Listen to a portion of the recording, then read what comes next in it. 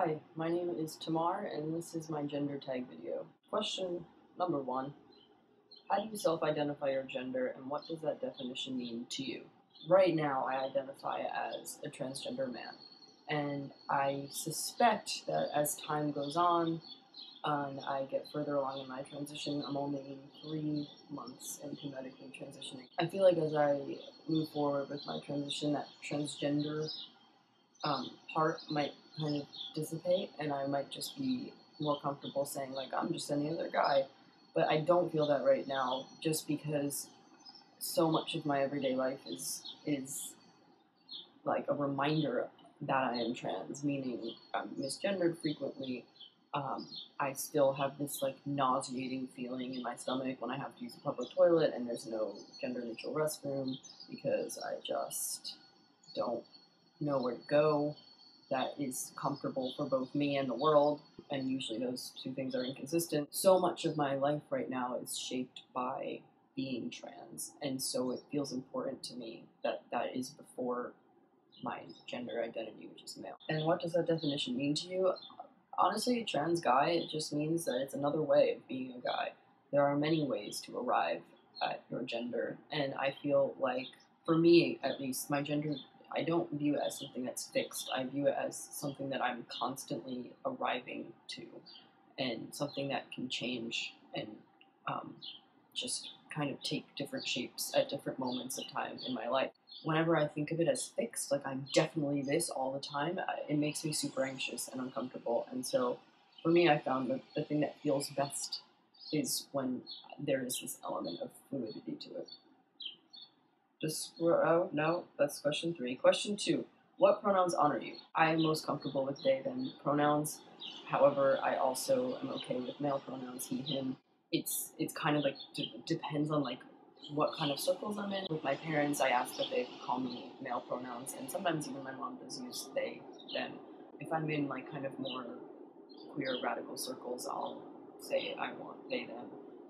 But I also realize, unfortunately, that the world we live in is very binary, and if I'm going to have to use a binary pronoun, then I prefer he, him. Describe the style of clothing that you most often wear.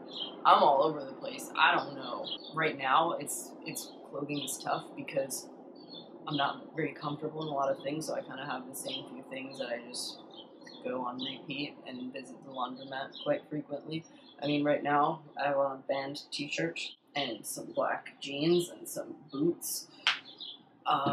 Black is I'm into like the summer goth look. Oh, there's a South Bookie behind me, by the way. I'm into summer goth, but also just because of binding and like it's showing. I just wear black a lot. It's not because I'm emotional and like sad. But maybe I am also emotional. Maybe these things are both true but unrelated. I feel like my style doesn't like come out in the summer just because I'm focusing on like not passing out in public. So it's usually just like a t-shirt and jeans. I love fall and winter time when it starts to get colder. I love sweaters, like ugly sweaters, the ugly sweaters, whatever that means.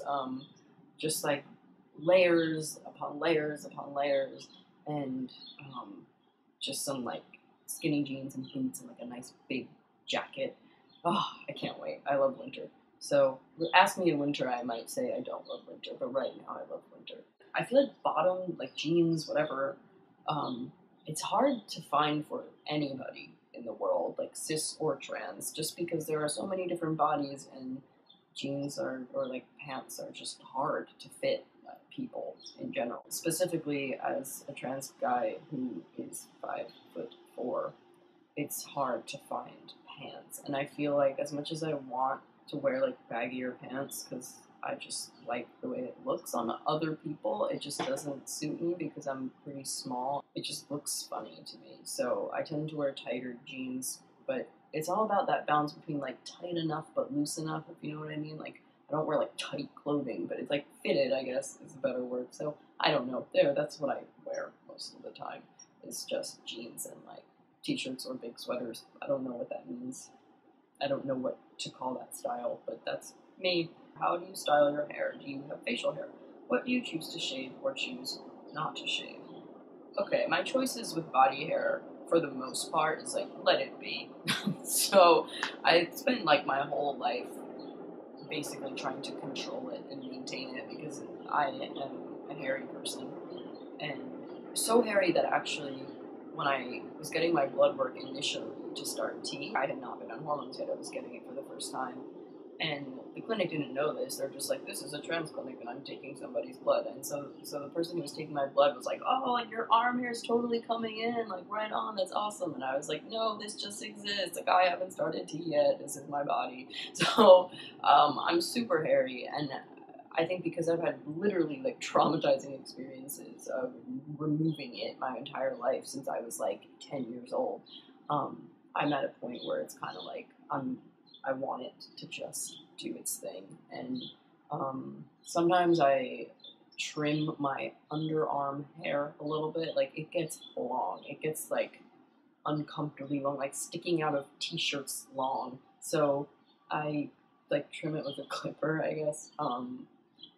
As far as we'll move to my face now, I don't have facial hair really, but it is coming in. I have this like little like rough kind of mustache that's very teenager appearing, and then like I can feel some things. It's kind of like prickly on the sides of my face, but like it's definitely not visible to other people. It's coming in slowly, so something to look forward to. The hair on my head, I usually just have different variations of longer on top, shorter on the sides, but it switches up a little bit. And what I use to style, I use American Crew fiber. It's like this blue hockey puck looking thing. I've tried a lot of hair products, and this is by far the #1 hair product that I've ever used. It has amazing hold, and doesn't really look like super greasy in your hair, which is good. I also found that a lot of other products would like, when I sweat, would like drip down my face and cause me to break out even more than I already am. And I don't need that. Nobody needs that. So I found that this one is doesn't really cause my skin to break out as bad as other products. So American Crew fiber. Do you wear makeup? Do you paint your nails? What types of soaps and perfumes do you use, if any? So I don't paint my nails and I don't wear makeup.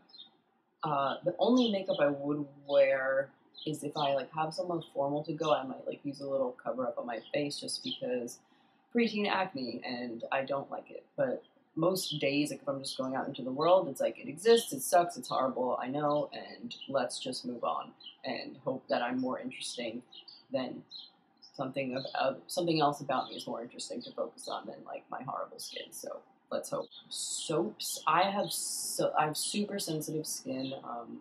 And I have eczema, so that means I don't really have that many options in terms of like nice smelling things. So I just use Cetaphil white soap. It is like scentless, odorless, nothing in it soap. As far as like perfume or anything like that, I don't wear anything really. I would like to find one that suits me. Right now I just have this like $10 one from Zara. It's a Zara Man, and it's the silver edition. There's a gold one too. I use the silver one. I don't even use it every day, but I have that for scent. And like as far as like deodorant, I just use Dove. Pretty simple. But I will say that I'm a huge, like I have a thing for people who smell good. I know that sounds weird, like, oh, I have a thing for people who smell bad. Like, no one has ever said that. But I mean, like, smell is really important to me. The joke is that I have such bad vision when I wear contacts that, like, one of my senses now has to, like, become stronger, and I think it smells. So, like, when people smell good, I, like, fall in love with them. So, it's just, I don't know why I'm telling you this, but it's true. It's a real thing. Have you experienced being misgendered? If so, how often? Yes, I experience being misgendered all the time. I think it's a combination of my size and I'm, like my voice has dropped, but not enough to inform the public of how I would like to be called or where I belong.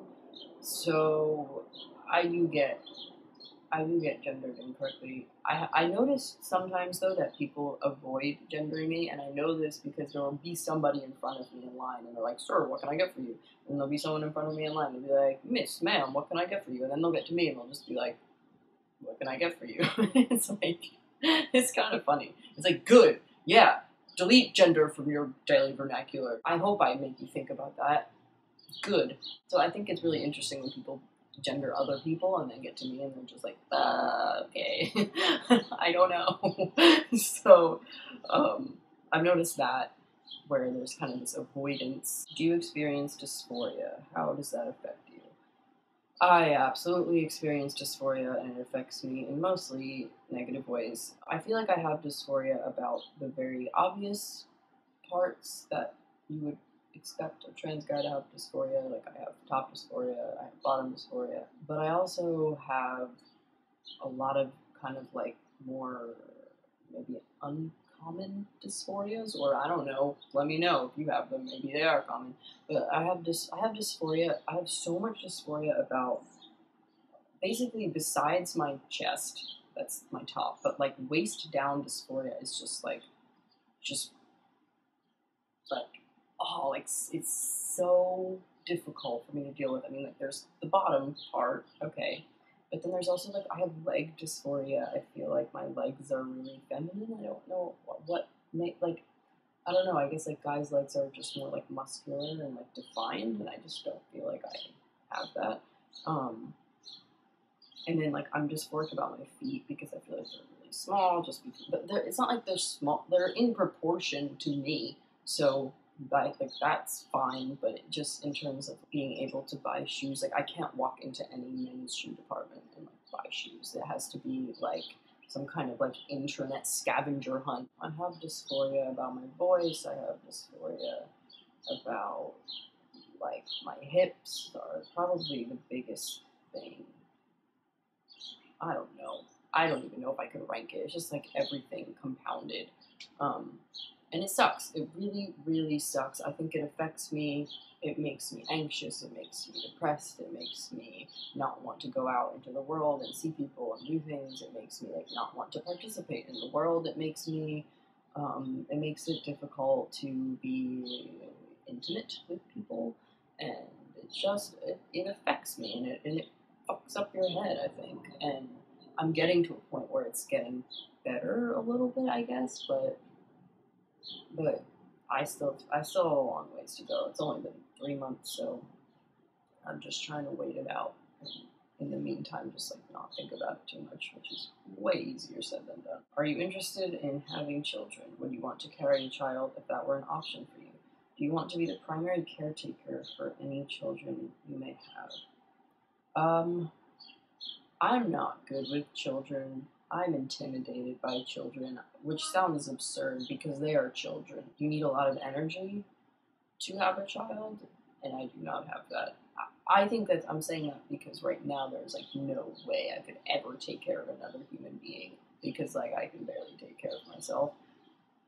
But if we're talking about 10 years from now, like I could feel totally different, and maybe this would be something I really want in my life. I definitely would not carry a child. I know the question says if this is an option for you. I almost feel like it's not. Like biologically, sure, if I went through certain steps and like did certain things, like I could. It's a possibility for me biologically, I guess. But in terms of everything else, like mentally, it's not a possibility. It's not even like it doesn't even fit in my mind. I don't even see it as a possibility, which is why when people are like, "Oh, you can like go off tea and then do this," I'm just like that doesn't. No, I cannot do that. That is not something I could ever see myself doing. I think about things too much, and if you think about having a kid, you realize how terrifying it is, and then like. You just have to, I feel like you just have to like go into it blindly and be like, this is something I want and I'll figure it out. I also think it's really difficult for me to think about the future. It's difficult for anybody to think about the future because the future has not happened. So none of us, nobody, cis or trans, can have an easy time kind of saying like, this is what I'll be doing in 10 years. Nobody can do that. But I will say that as a trans guy, like there are fewer examples of us in the world raising families than other like cis or heterosexual people. And when you don't see that mirrored, it's kind of difficult to imagine for yourself. It's just like, I know it's possible, but like, what would that look like?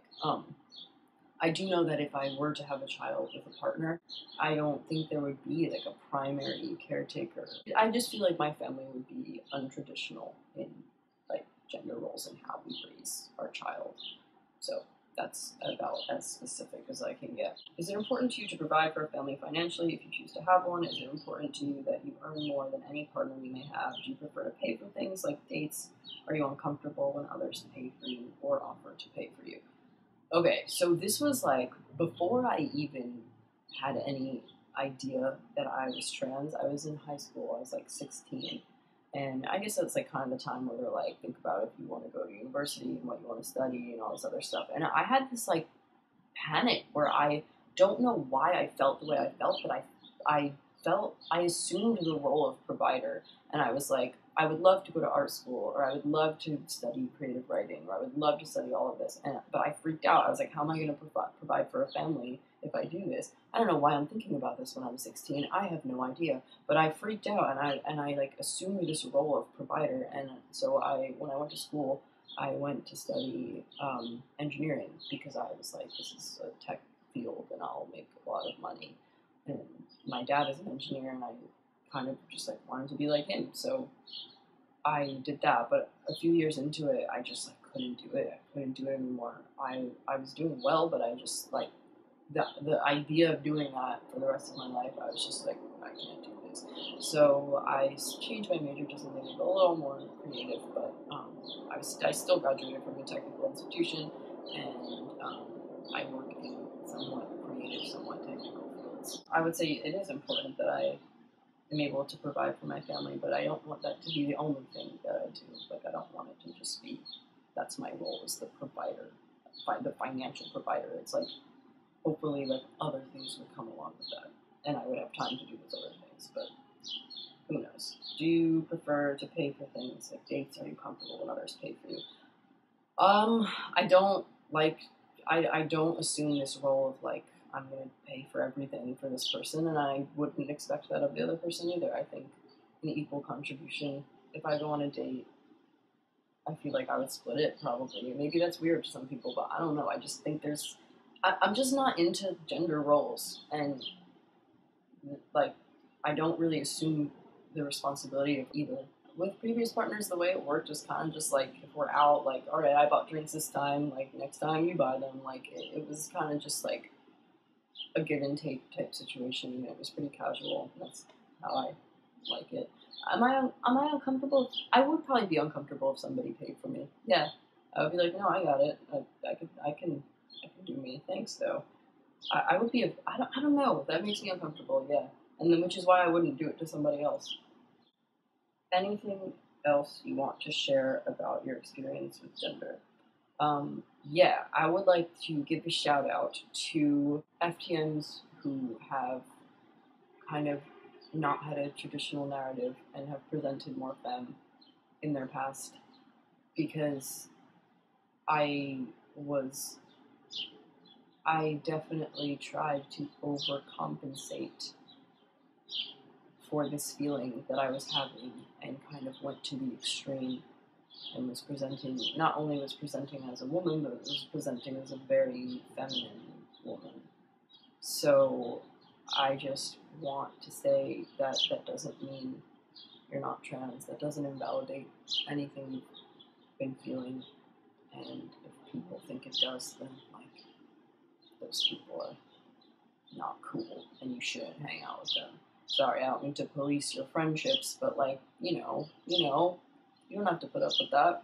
Throughout the past 3-4 years, I've had something like I call traveling identities, when you kind of just take things as they come and see what feels right for you. And I found something that was really helpful for me when I was like, I have no idea what's going on, is that if you can't identify, see if you can disidentify. Meaning, okay, I'm not a woman. I don't know what I am, but I'm not a woman. And even that's helpful. That's kind of how I describe my sexuality. It's like, I'm not straight. Like, I don't know what I am. I don't know what you would call it.